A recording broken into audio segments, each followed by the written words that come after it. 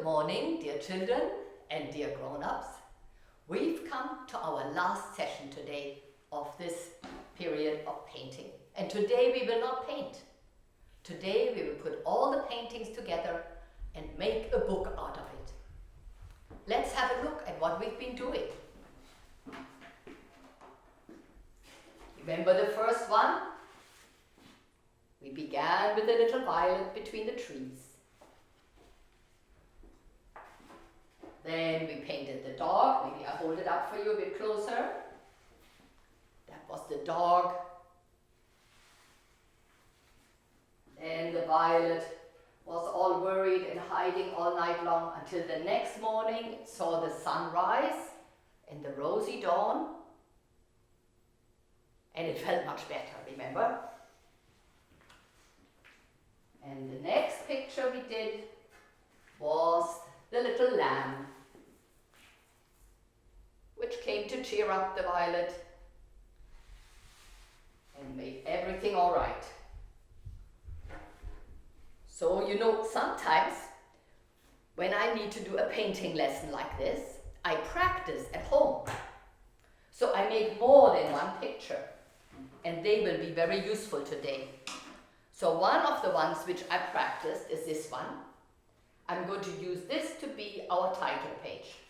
So I'm just going to write on it what the story is. What shall we call it? How about the violet?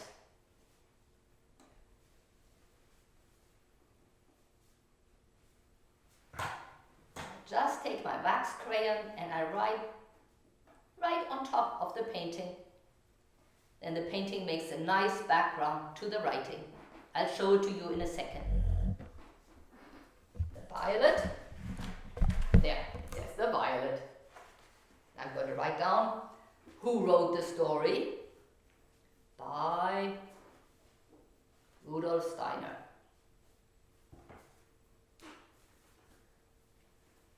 He is the one who started also Waldorf schools, and you are all in a Waldorf school.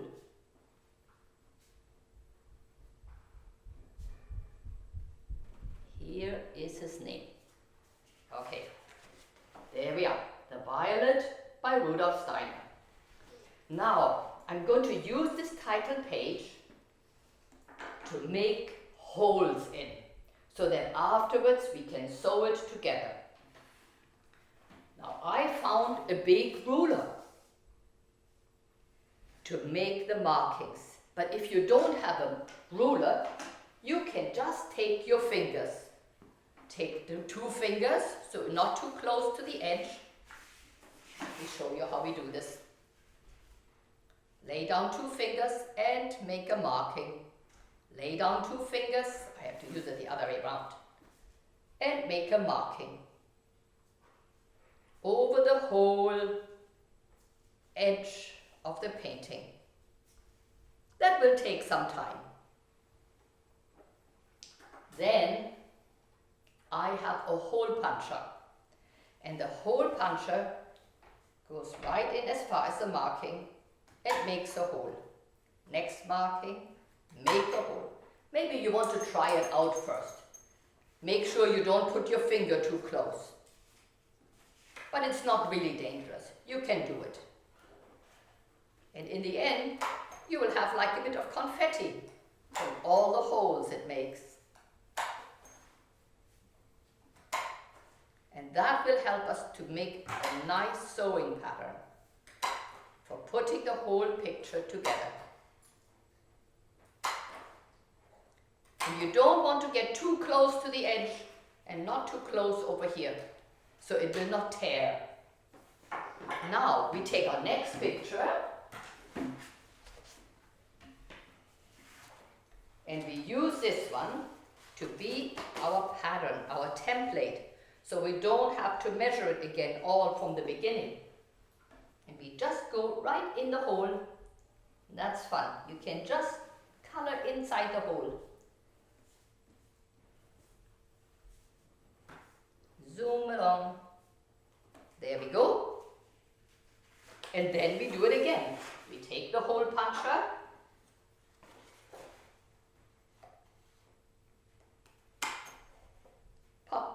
a little popping sound. Hear that? Pop, pop, pop. There we go along. We try to make them all the same. So afterwards, the needle and thread will go right through those holes together. So this will be our first page. I wrote the story on the back of the page. You don't have to do that, but that's how I did. So afterwards, it's a storybook. And then the holes line up, one behind the other. Now I will take the next picture and we'll do it again. Picture with a dog.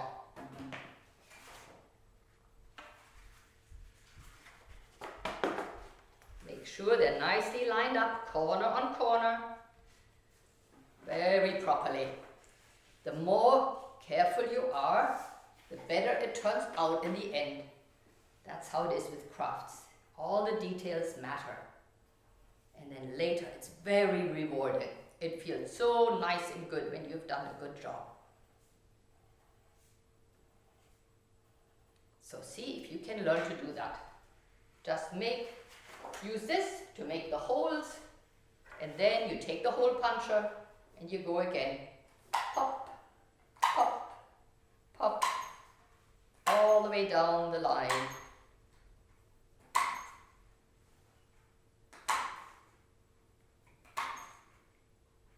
That way you don't have to poke with a needle through the paper. It will go through it so easily. What's the next picture? I guess the one with the rosy dawn. Here we go.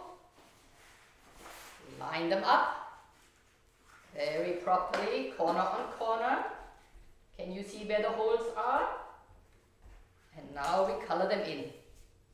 Maybe you have somebody to help you a bit, so the paper doesn't move when you do it. Then it gets all crooked. We don't want that. We want it all nice and fitting together. It's not really hard. You'll see. You get the hang of it. I think anybody can do that. And if not, somebody will lend you a hand. Hole puncher. Same thing again.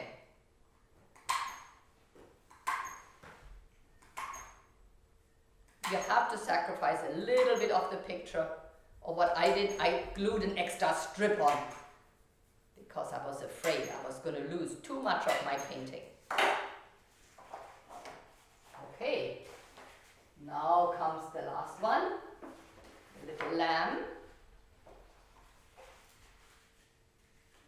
And once more, line them up, corner on corner. And color in the holes so I know where to punch.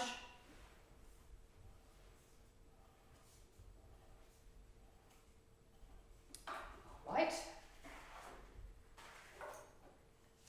Again, we take the hole puncher. Last one now. 1, 2, 3, 4, 5, 6, 7, 8. No, 9, 10. Oops, I have 11. Okay. Now we have to get the right order. So the little lamb is in the end. Before that is the dawn. Before that is the dog. And before that is the violet. And then I use this because I have the extra one. That is a title page. You know, what tells you what the story is all about. And if you hold them up, you should be able to see right through the holes. Okay. You take your time. You don't need to rush. Now, I'm going to take a thread. Blue or red, what would look better? I don't know. You know what? We actually won't see the thread very much. It's kind of hidden in the end. Where are my scissors? Here are my scissors. They need to help me. Snip. So I make my thread longer than this, maybe a third longer. Because if it's too short, then we'll run out of thread before we're done. That wouldn't be very good. thread our needle, or you ask somebody to help you thread the needle. Okay, now we start at one end, we put the needle with the thread through the hole, and then we make a knot at the end. Just make a knot. So it doesn't slip away when we do the sewing. I think I might even do 2 knots so it doesn't open up by itself. There we go. I might snip it back a bit so it doesn't hang out so long. Like a little mouse tail the cat would play with. Okay, now we go with the needle in the hole and out again. Then we do it again. We go under and come out. Or if you want to see where you go in, you hold it the other way around. Go in here, come out the other side. It's quite easy because all the holes line up nicely. We sew in and out. You take your time and it will make a nice book. It's really different to have a book or just loose pages, isn't it? Now some of you might want to hang up your pictures instead. That's okay too. I got a message from somebody who did that. It looked very nice in the frame, I must say.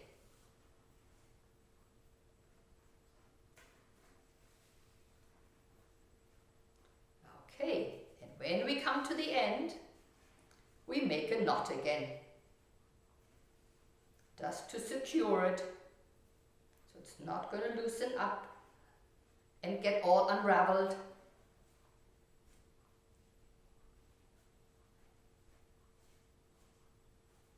Here comes our knot.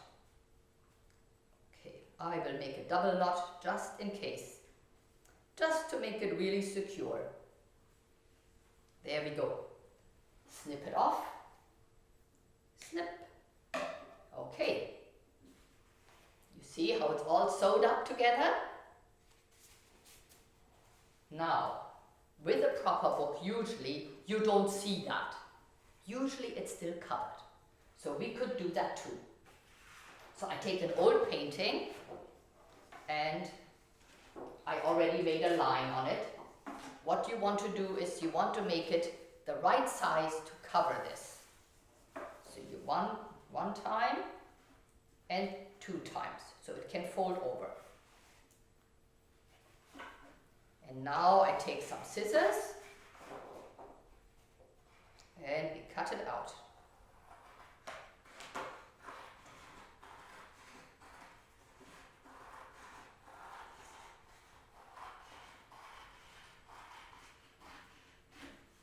Okay. Now I'm going to fold it in half. Fold it over. So it can become a nice protective cover for our book.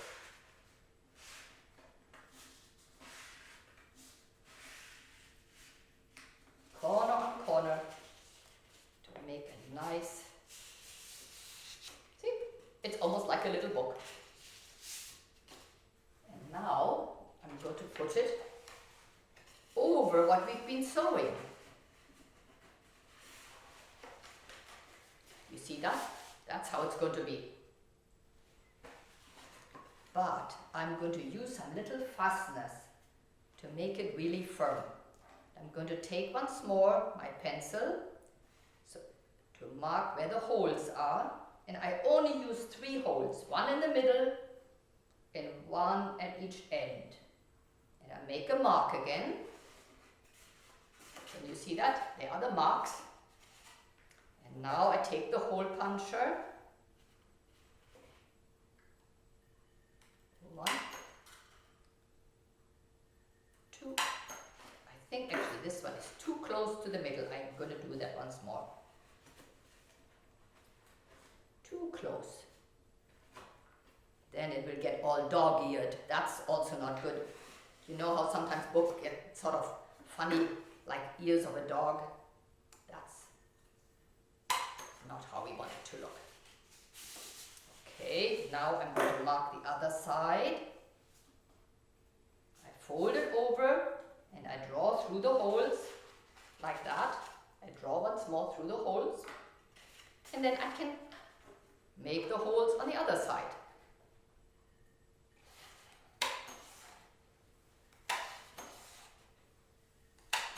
Okay, all right, now we can still cover the whole thing. Maybe this way round? I can't remember which way round I did it. I guess it was this way. And now I have some nifty little fasteners. I couldn't remember their name. I just call them brass fasteners, but there might be a proper name for it. I know it's not grommet, but something. See, it's like a little metal head and it has like 2 legs. Can you see that? And that can go right through the hole on one side and then we open it up on the back. You open it like that. You do it again.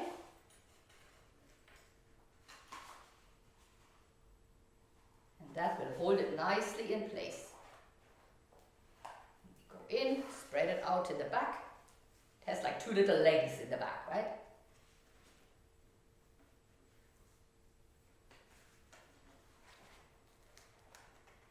Open it up in the back. Can you see that? In the back it goes like that. And in the front, it's very neat, isn't it? And now we have a book. Look at that. With the whole story and all the pictures in it. Of the little violet. How the dog came and scared it. How the violet was frightened and hid all night long under a leaf. And in the morning it saw the dawn. And it felt no more fear until the sky became blue again.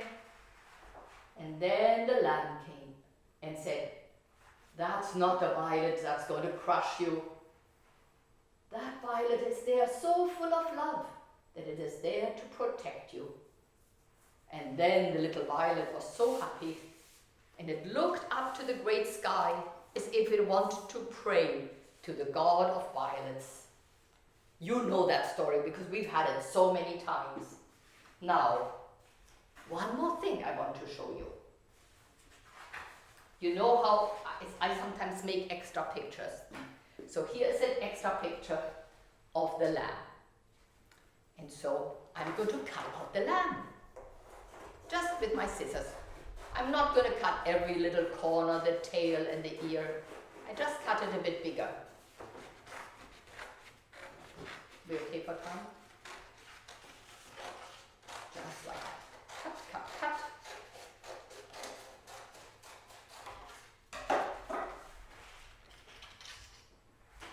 I'm going to put our thing over here. And now I'm going to take, you can take a popsicle or whatever you have. I took some tongue depressors from our medical office. And I'm going to put this down here and then we can use it like a puppet show. See, this is for you to hold on. And we just take some tape. You can also use duct tape or scotch tape or whatever works. Maybe 2, just in case, to make it hold properly.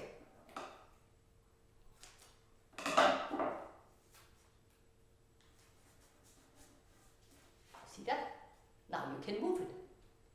And you can tell the story by moving the figures. Let's do one for the dog too. So here's an extra dog. I'm going to give him also a popsicle stick.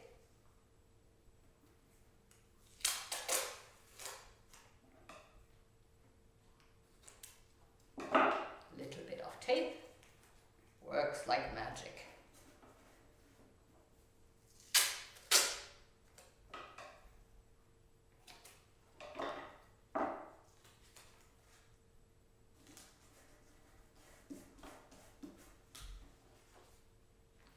Here comes the dog. That's a big giant violet. It's going to crush you. Oh, and the violet's all sad and it hides under the leaf. and worries and worries. The next day, why are you so sad? Oh, the violet is going to come and crush me. No, that's not a big giant that's going to crush you.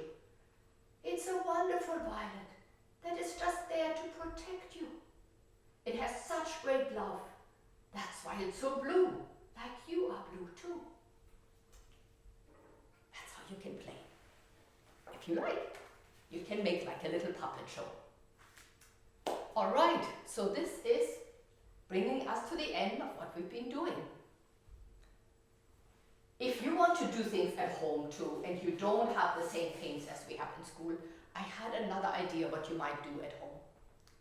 You could try to use some food color and put the food color into some water, just a little bit, so it's not too thick.